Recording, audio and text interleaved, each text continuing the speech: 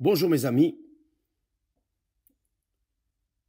que Dieu vous bénisse tous et que vous veniez à devenir la propre bénédiction, chacun d'entre vous.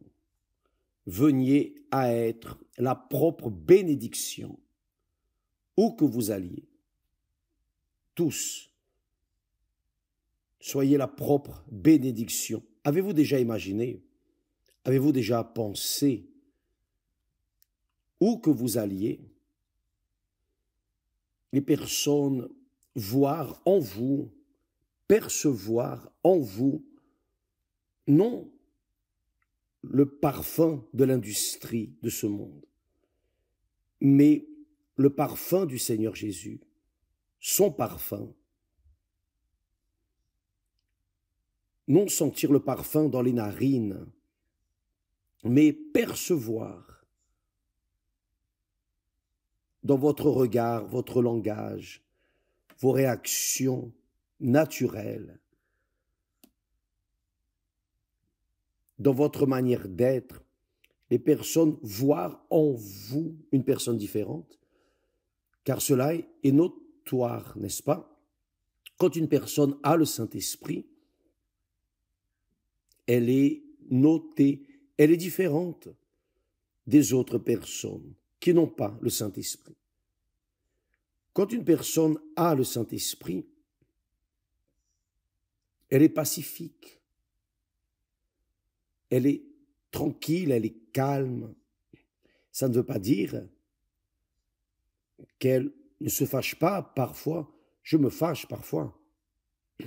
Mais ce sont des moments qui passent, mais ne demeurent pas. La Bible dit, c'est écrit, si vous vous mettez en colère, ne péchez pas. Dieu se met aussi en colère. Donc, il nous donne aussi le droit de nous révolter à certains moments, pour certaines situations qui réellement sont injustes. Mais cela ne reste pas pour toujours, pour le jour suivant. Car c'est écrit que le soleil ne se couche pas avant de laisser la colère, la rancœur, ces sentiments. Donc, vous pouvez vous mettre en colère. Et après, c'est passé. Mais en général, dans votre conduite générale, si vous avez le Saint-Esprit, vous êtes noté, vous êtes différent des autres personnes qui sont autour de vous, sauf si tous ont le Saint-Esprit. Mais qui a le Saint-Esprit comme la lumière? La lumière est notée. Les ténèbres restent éloignées, car la lumière prévaut. Ainsi sont ceux qui ont l'Esprit de Dieu. Je me souviens, j'avais des êtres chers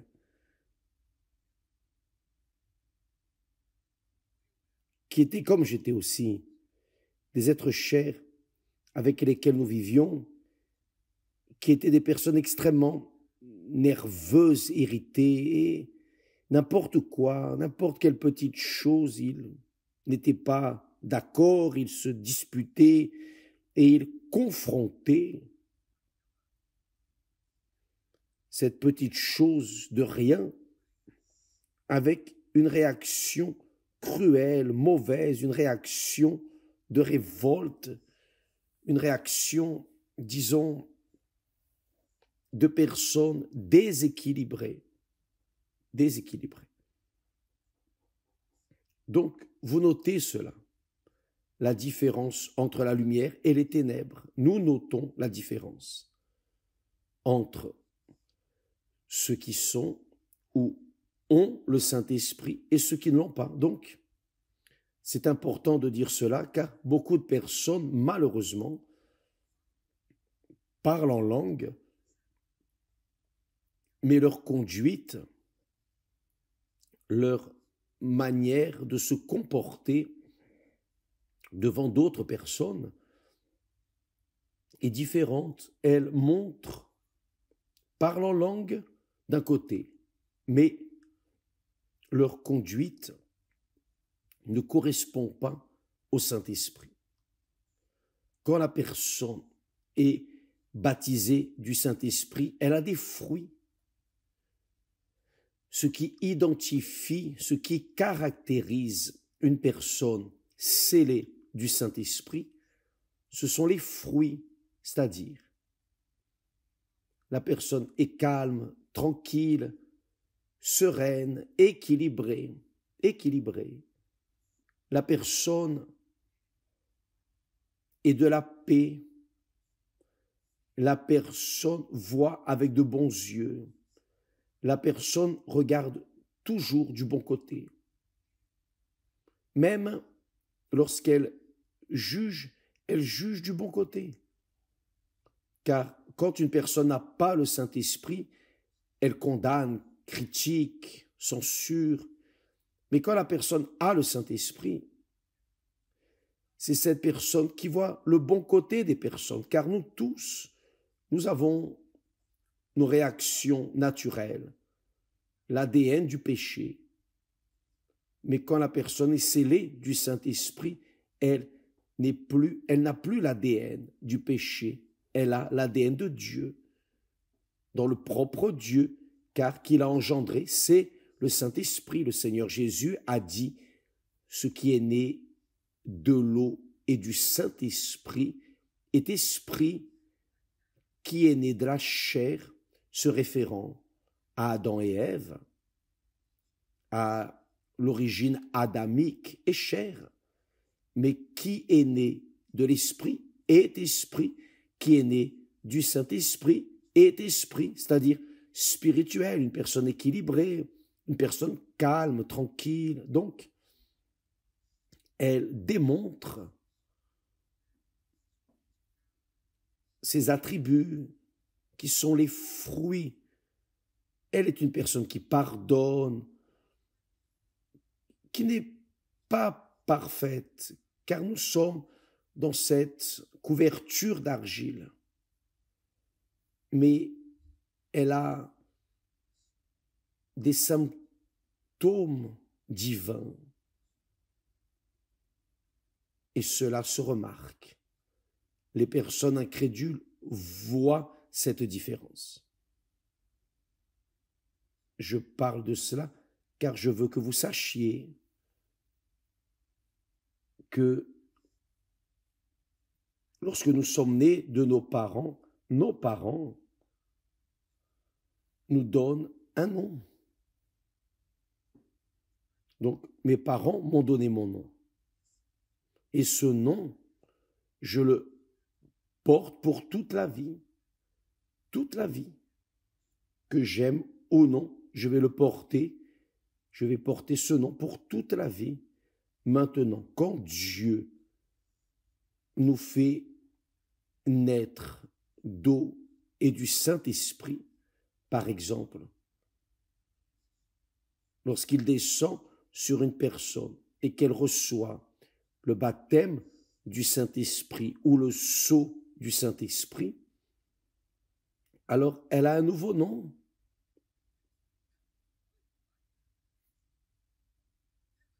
Vous vous rappelez, quand Paul dit « Celui qui est en Christ est une nouvelle créature. Les choses anciennes sont passées, toutes les choses sont devenues nouvelles. » C'est-à-dire, quand la personne naît du Saint-Esprit, elle est esprit, elle est spirituelle, mais pas seulement. Elle n'a pas seulement un comportement spirituel devant le monde, mais elle aussi, par-dessus tout, reçoit un nouveau nom, le nom de son Père. Ce nom vient du Père qui l'a engendré, le Saint-Esprit, tout comme le Saint-Esprit a donné le nom de son Fils Jésus, qui a donné le nom de Jésus, c'est le Saint-Esprit. L'ange a annoncé ce nom. Ainsi, ceux qui naissent d'eau et du Saint-Esprit ont aussi un nouveau nom. Un nouveau nom. Et notre nom est éternel. Il n'est pas séculier. Il n'est pas juste pour ce monde, cette vie, mais c'est un nom qui est enregistré, non ici sur la terre, mais dans le ciel. Le Seigneur Jésus l'appelle le livre de vie. Il dit cela.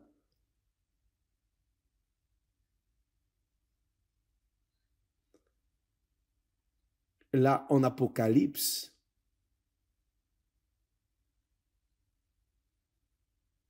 je ris, faites attention, je ris de joie dans l'âme, l'allégresse de l'esprit de savoir que mon nom est écrit dans le livre de vie, comme dit le texte sacré.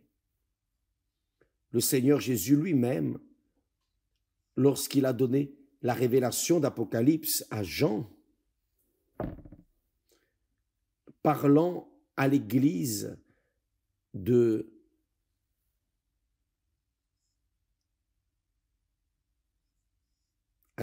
Sardes, il dit « Celui qui vaincra », c'est-à-dire celui qui est né de Dieu et demeure dans la même foi, même intégrité, demeure fidèle durant toute sa vie, jusqu'à sa promotion pour l'éternité. Il dit « Celui qui vaincra sera ainsi revêtu de vêtements blancs.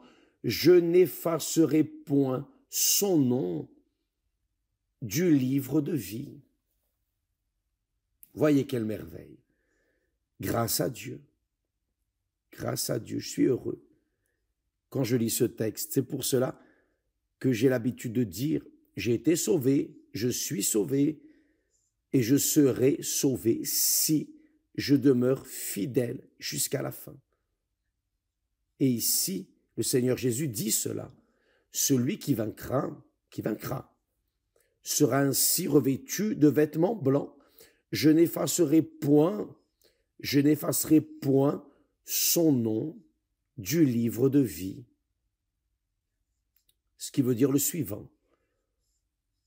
Même étant scellé du Saint-Esprit, il y a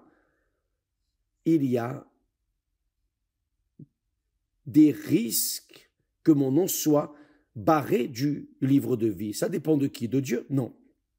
Cela dépend de ma tête, de mes attitudes, de mes fruits. Cela dépend de mes réactions. Dieu me donne le Saint-Esprit pour assumer une posture qui vienne sanctifier son nom à travers ma vie.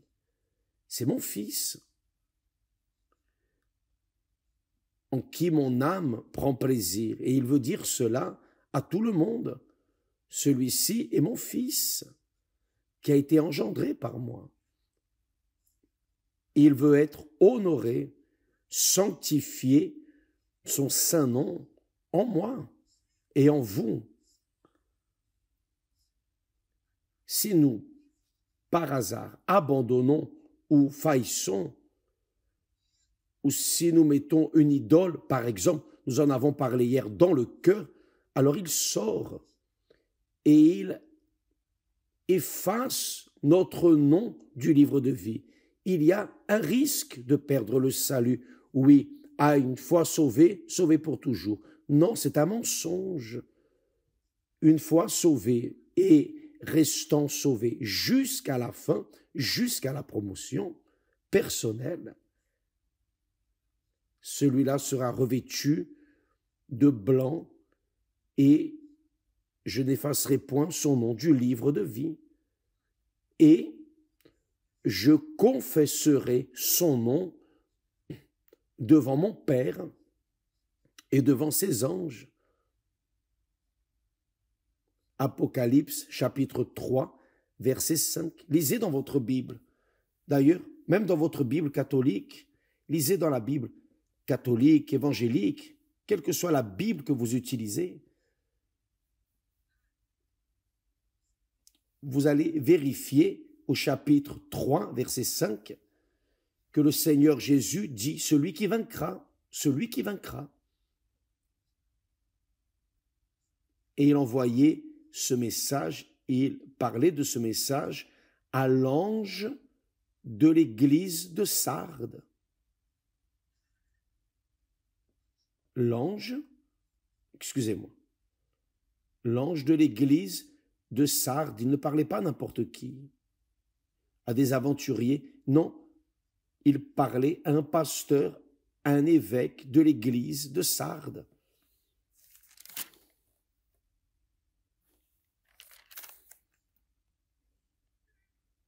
Et cela est extrêmement glorieux, puissant.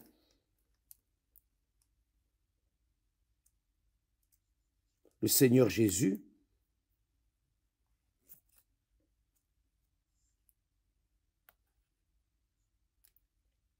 a toujours exhorté, encouragé ses disciples. Il encourageait ses disciples, car il savait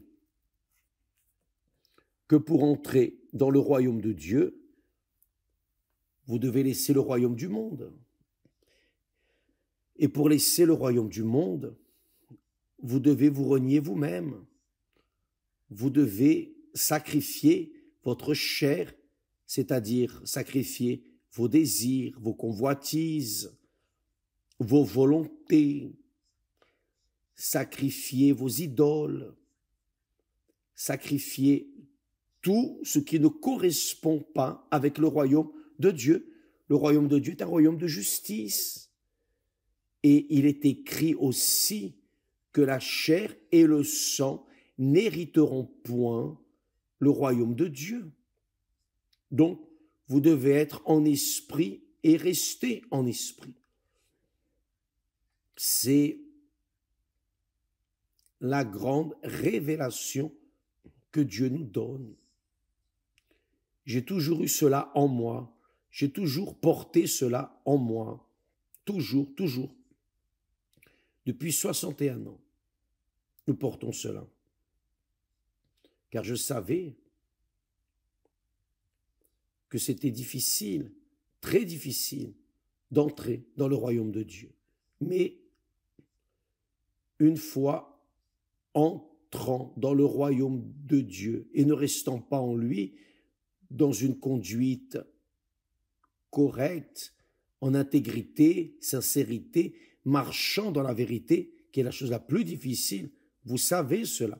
La chose la plus difficile dans ce monde, c'est d'être véritable. C'est de marcher dans la vérité. Assumer la vérité qui est le Seigneur Jésus. Il est la vérité. La chose la plus facile de ce monde, c'est d'assumer la fausseté.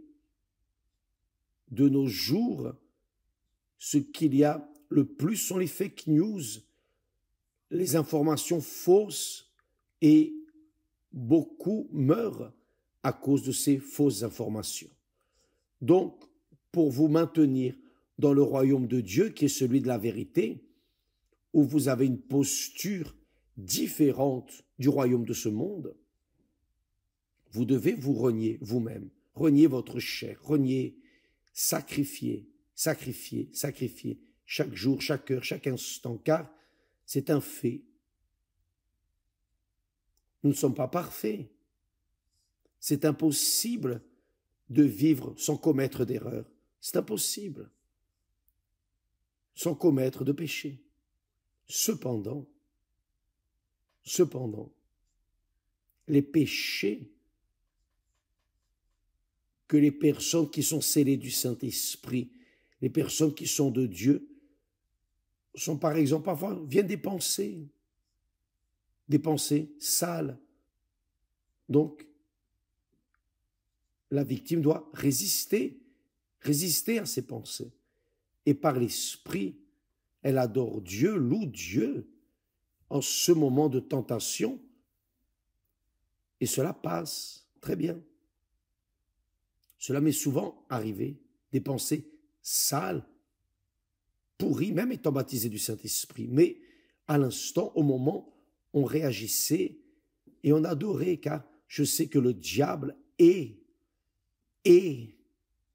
lorsque nous louons et remercions Dieu et adorons Dieu. Donc, lorsqu'il venait avec ses pensées diaboliques, j'adorais. Oh mon Jésus, je te rends grâce. J'ai levé ma pensée au-dessus de tout ce que j'étais en train de penser. Parfois, on ne pêche pas avec des pensées, on pêche parce qu'on parle trop. Parfois, on dit n'importe quoi. Parfois, on jette des conversations comme ça pour rien. Des ragots, ces choses, des petits péchés, mais qui corrompent, qui détruisent si on ne fait pas attention, mais qui est né du Saint-Esprit, d'eau et du Saint-Esprit, qui est spirituel. Que fait cette personne quand viennent ces problèmes? Oh mon Dieu, pardonne-moi. Car le Saint-Esprit convainc, il montre, ça c'est erroné. Il agit dans notre conscience de manière convaincante et immédiatement, oh mon Dieu, pardonne. Et quand par hasard, nous restons toute la journée sans demander le pardon, mais le Saint-Esprit exige, là, dans notre conscience, revendique, alors, oh mon Dieu, quand vient le soir, avant de dormir, oh mon Dieu, aie miséricorde de moi, pardonne-moi, car le Seigneur Jésus nous enseigne à demander pardon. Il dit, pardonne-nous nos offenses, nos failles, comme nous pardonnons ceux qui nous ont offensés, qui est de Dieu, pardonne, car Dieu est pardon. Qui a le Saint-Esprit pardonne aussi et ne porte pas de rancœur.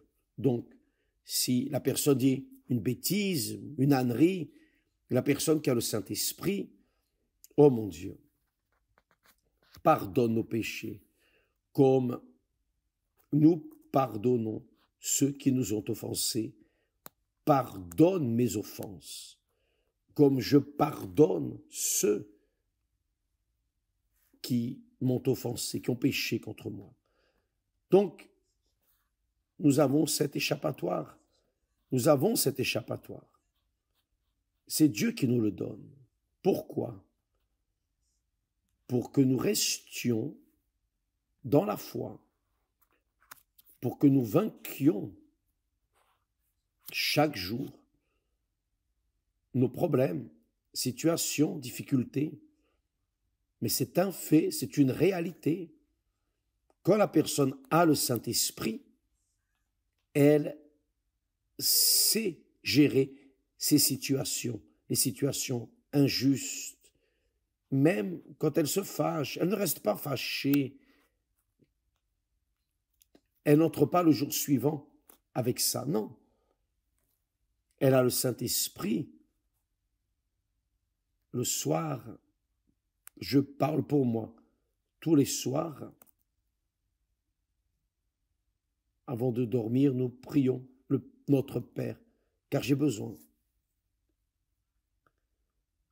Bien sûr que j'ai dû commettre des erreurs, des failles. J'ai parlé, j'ai pensé, j'ai jugé quelque chose. Enfin, on vit dans ce monde soumis à beaucoup de choses. Donc on doit être toujours en train de remettre le compteur à zéro devant Dieu. Donc nous le faisons quand nous confessons notre Seigneur Jésus. Pardonne comme nous pardonnons à ceux qui nous ont offensés. Et le jour suivant se lève, propre, saint, mais on prie, oh Seigneur, garde pendant ce jour, ne nous laisse pas tomber en tentation. Le matin aussi, on demande. Et ainsi, mes amis, on va vaincre jour après jour après jour. Ce n'est pas ce que le Seigneur Jésus enseigne aussi dans le Notre Père. Donne-nous aujourd'hui notre pain quotidien. Le pain quotidien, ce n'est pas seulement le pain physique, non. La nourriture, non. Le pain quotidien, c'est avoir la direction du Saint-Esprit pour ce jour, ne se préoccupant pas du jour suivant. Par exemple, quand je fais ces directs, normalement, je dis, oh mon Dieu, donne-moi le pain quotidien. Tu sais de quoi j'ai besoin pour partager avec les personnes que le Seigneur a appelées, choisies. Je demande cela à Dieu pour qu'il m'enseigne à donner à vous et à d'autres, tant de personnes, ce qu'il m'a donné. Tout, 100%. Tout. Donc, nous parlons trop même, mais nous parlons en essayant d'aider.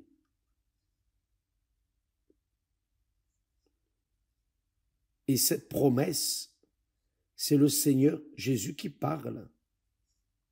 Celui qui vaincra sera ainsi revêtu de vêtements blancs, c'est-à-dire vous devez vaincre. Je suis né de Dieu grâce à Dieu il y a 61 ans, mais je dois vaincre chaque jour. Vous vous rappelez cette histoire? Chaque jour, il faut tuer notre lion, oui ou non? Et il y a ceux qui disent même on doit réserver pour l'autre, pour le jour suivant. Non, ce n'est pas la peine, car chaque jour, Dieu nous donne chaque jour notre pain quotidien. Donc, voyez mes amis, celui qui vaincra sera ainsi revêtu de vêtements blancs. Je n'effacerai point son nom du livre de vie. Je n'effacerai point son nom. Vous avez vaincu hier, vous devez vaincre le jour d'aujourd'hui. Nous tous, on va vaincre aujourd'hui. Demain, Dieu donnera. Notre pain quotidien nous le donne aujourd'hui. Demain sera un autre jour. Il n'existe pas, il n'existera que demain.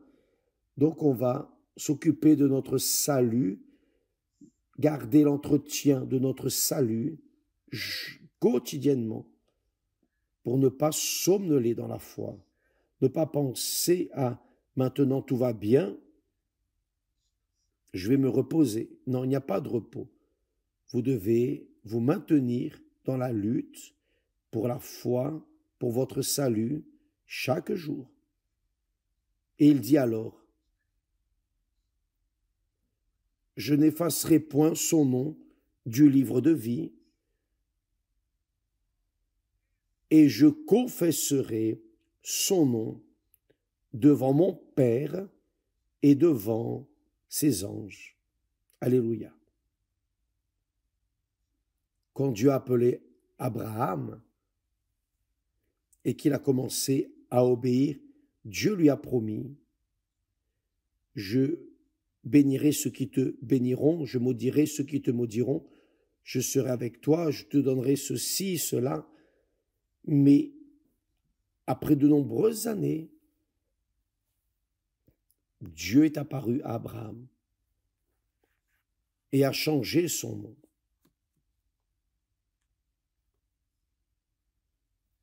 Dieu a vu qu'Abraham était fidèle, etc. Il le savait déjà. Donc, Dieu, glorieusement, a dit, ton nom ne sera plus Abraham, mais Abraham. Car il est devenu le père d'Abraham. Il a appelé Abraham. Il a appelé Abraham. Et après, il a fait devenir Abraham.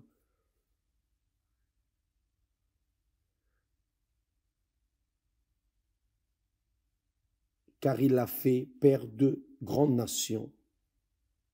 Dieu a donné un nouveau nom à Abraham, ici sur terre. Mais le Seigneur Jésus est venu nous donner un nouveau nom et l'écrire dans le livre de vie.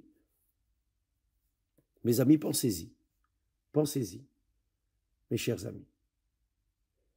Parfois, vous êtes tellement irrités, préoccupés, fâchés avec certaines situations.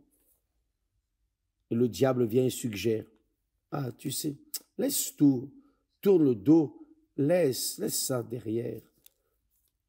Et vous restez avec cette pensée suggestive de Satan pour au fond, tourner la direction, changer de direction. Et là devant, vous allez voir à quel point vous êtes distant de la volonté de Dieu. Ce qui arrive beaucoup, vous le voyez. Peut-être que vous êtes une de ces personnes distantes, parce que là derrière, vous avez somnolé dans la foi. Vous n'avez pas gardé votre foi. Vous n'avez pas été fidèle jusqu'alors. Mes amis, celui qui vaincra sera ainsi revêtu de vêtements blancs, sera revêtu de vêtements blancs.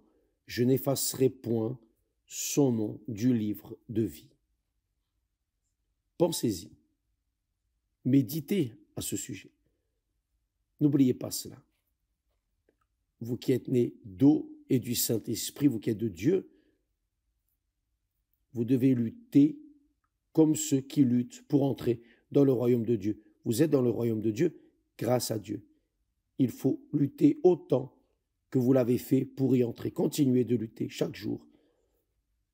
Donne-nous aujourd'hui notre pain quotidien. Le salut d'aujourd'hui, donne-nous aujourd'hui. Et demain, il nous donnera demain. Mais aujourd'hui, nous devons garder avec toutes nos forces. Que Dieu vous bénisse tous au nom du Seigneur Jésus. Et demain, on sera de retour. Si le Seigneur, notre Dieu, le permet ainsi. Que Dieu vous bénisse et à bientôt. Amen.